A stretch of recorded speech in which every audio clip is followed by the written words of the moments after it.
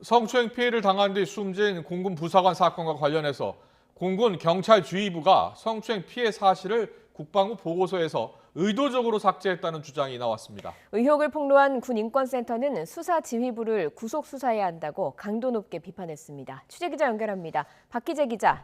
네, 사회부입니다. 네, 숨진 공군 부사관과 관련한 사건을 지휘하는 간부가 이 성추행 사실을 은폐하라고 지시했다는 그런 주장이 제기된 거죠? 예, 그렇습니다.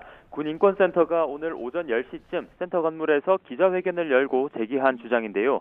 성추행 피해를 호소한 뒤 숨진 공군 20전투 비행단 소속 부사관 사건과 관련해 성추행 사실을 삭제한 보고서를 작성하라고 지시했다는 내용입니다.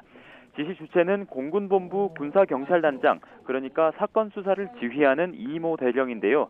지난달 23일 수사실무자가 이모 중사의 사망 사실과 관련한 보고서에 성추행 피해자라고 기재하자 이 대령이 4차례에 걸쳐 성추행 피해자라는 사실을 삭제하라고 지시한 겁니다.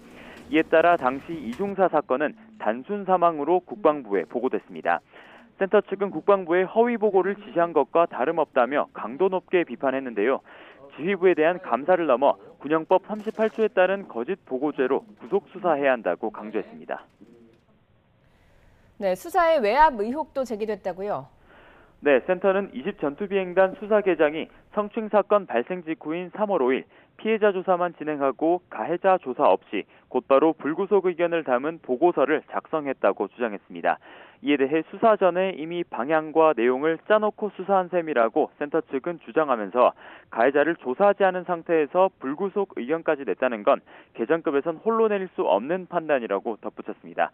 그러면서 군에게만 수사를 맡기지 말고 민간과 함께 공동조사단을 꾸려야 한다고 말했습니다. 이날 이뤄진 군인권센터 측 기자회견에 대해 국방부 측은 현재 수사와 조사가 진행 중이라면서 의혹이 제기된 내용을 확인하고 있는 단계라고 짧게 답했습니다. 다만 수사가 진행 중인 상황에서 모든 내용을 말할 순 없다며 즉답을 피하는 모습도 보였습니다.